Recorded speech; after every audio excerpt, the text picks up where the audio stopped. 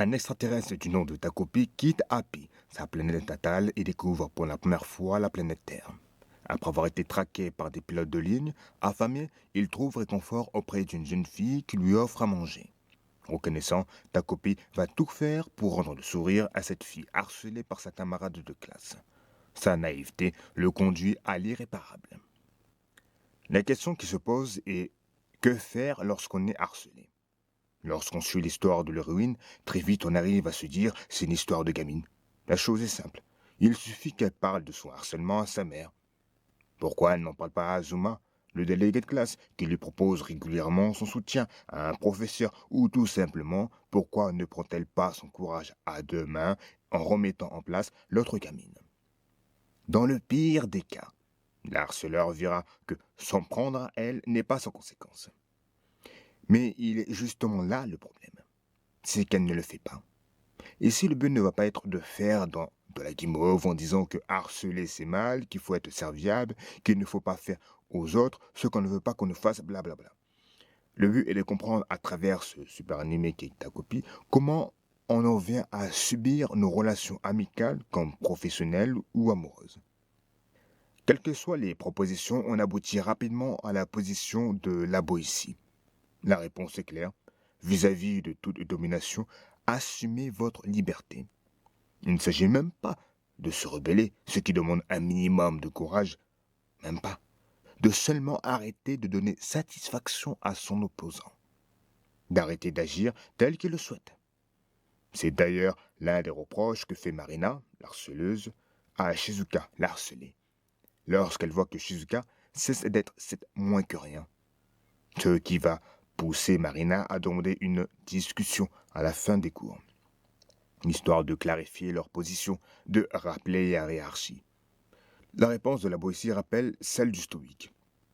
L'oppresseur jouit de ton malheur, il dépend de toi de rompre cette relation de servilité. Mais bien que libérateur, le stoïcisme peut également se trouver être l'idéologie qui va permettre de continuer à accepter son sort en dépit des moyens que l'on dispose pour mettre fin à cet emprisonnement. C'est aussi une morale d'esclave, c'est accepter de subir un monde qui t'opprime. Si tu souhaites t'émanciper de ta situation, la résilience est certes nécessaire, mais pas suffisante. Si on se complaît dans cette situation, c'est parce qu'on est élevé pour ça, d'après lui. L'habitude nous éduque. C'est la première raison pour laquelle nous servons. Depuis l'enfance, nous sommes élevés, éduqués à suivre les ordres de nos parents, puis de nos professeurs, de nos patrons, et enfin de l'État. Cet État qui régit les rapports entre les hommes et dont les lois nous ont été transmises dès l'enfance par l'intermédiaire des parents, eux-mêmes soumis à son autorité avant même que l'on naisse. Le pouvoir de l'habitude ou de l'éducation a pour effet de transformer l'homme en brebis. La Boétie n'explique pas seulement la servitude à l'échelle individuelle, mais à l'échelle de la société. Si je dis ça, c'est pas pour exagérer, pour faire passer le problème banal de deux gamines qui ne s'entendent pas pour un problème civilisationnel ou dire que c'est pas de la faute du harcelé. Il s'agit de dire que ce qu'illustre ta copie se joue dans l'ensemble des relations qu'on entretient. Là aussi rappelle que les oppresseurs ne sont guère des lions. Leurs nombres sont toujours minuscules, ils n'oppressent qu'à hauteur de la force que le plus grand nombre lui donne. La connivence, voilà son pouvoir. Dans nos relations sociales, amicales ou autres, nous en venons à servir les autres. C'est le travail, c'est la passe dé qu'on a fait le week-end dernier. On est beaucoup plus serviable quand nos actes sont entourés de grands discours élogieux concernant des événements de grande importance, quand ils sont la clé pour satisfaire nos intérêts, ou quand on a une haute image de celui qu'on sert. On préfère travailler chez Apple plutôt que chez Acer. Tel un héros de shonen, l'oppresseur parvient à rassembler autour de sa funeste cause. Il rassemble davantage par le discours que par les armes. Et il se maintient car les plus vils accourent pour le servir afin de profiter de ses méfaits. Il utilise le cerveau des autres pour dessiner son monde, les bras des autres pour le bâtir, et les espoirs et espérances pour asservir. Il use de notre sueur et de notre sang pour jouir de tout ce qu'on peut faire de mieux. Et à l'occasion nous donne des compliments et nous offre des cadeaux que nous abroutirons, mais qui néanmoins nous font plaisir. Et au bout de tout ça, on s'estimera heureux que cette sangsue ne nous prenne pas davantage. Et il est parvenu à faire forger par nos soins cette chaîne de la servitude qui le nourrit. Face à des hommes si proactifs à servir et en dépit de cette relation mortifère, comment l'oppresseur ne peut-il pas voir en ses esclaves un bétail et en lui-même un berger? Mais la liberté est un bien inaliénable. Elle sera toujours là, en chacun d'entre nous. Pour la voici, il est inutile de chercher à guérir les plaies incurables. Discourir ou même prendre les armes sont inutiles. Il suffit de ne plus servir. L'homme non aliéné est l'homme qui tisse et entretient consciemment les relations dont il reste maître. Quelque part, c'est cette position qu'on aperçoit lorsqu'on suit pour la première fois les aventures de Shizuka. Et quelque part, c'est aussi celle de Takopi. Il suffit d'eux pour que le problème soit réglé.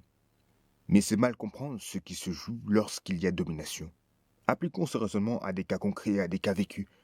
Qui s'est déjà trouvé dans une relation similaire sait bien que lorsqu'on subit une telle relation, c'est pas aussi simple.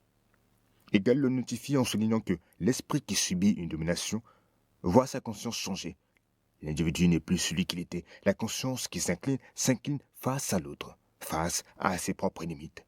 Des limites qui font surgir la peur de la mort. C'est ce dont Takopi prend conscience lorsqu'il doit discuter pour la seconde fois avec Marina. La peur le paralyse. Sans se rendre compte, lors de la première discussion, fut inoculé le poison de la peur. Une mystification a lieu. L'autre nous apparaît comme tout autre, et nous nous mettons à nous percevoir comme sans défense.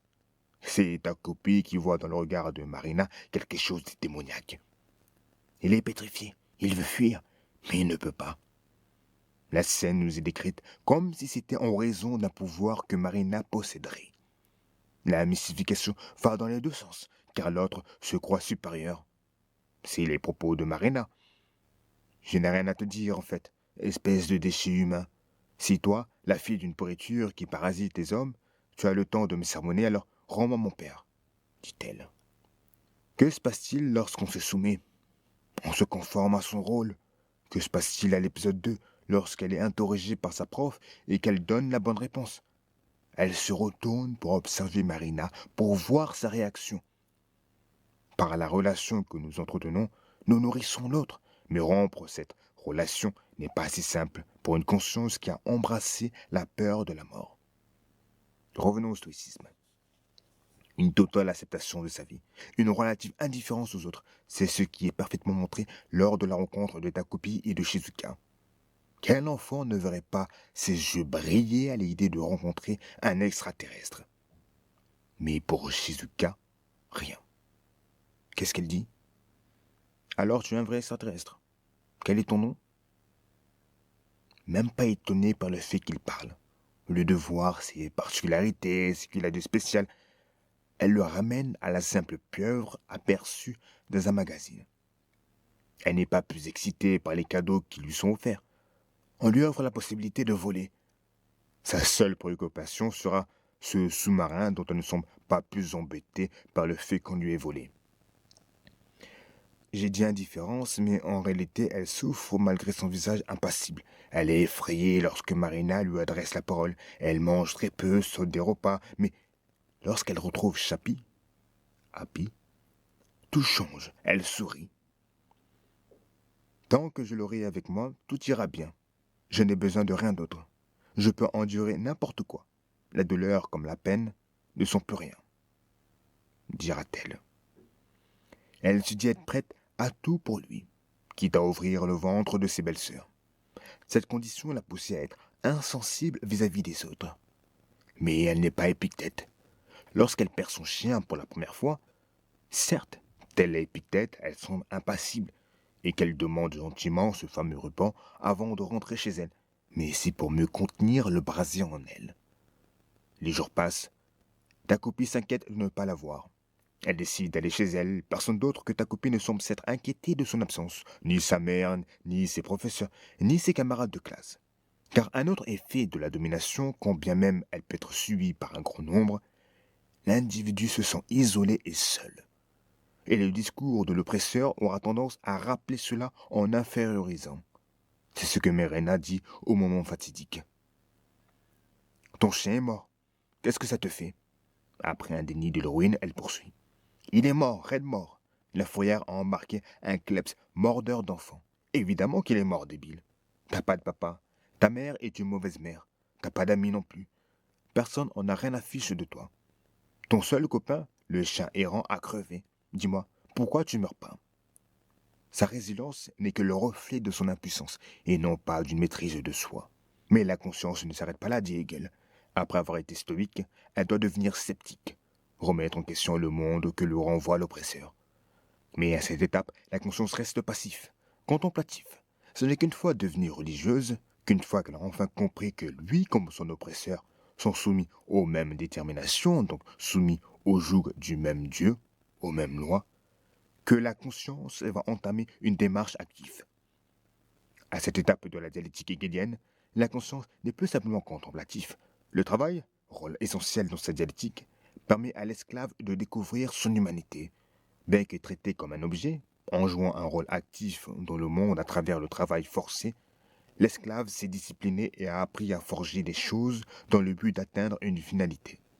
Il n'est plus comme il se percevait, un objet parmi les autres objets qui peuplent la terre.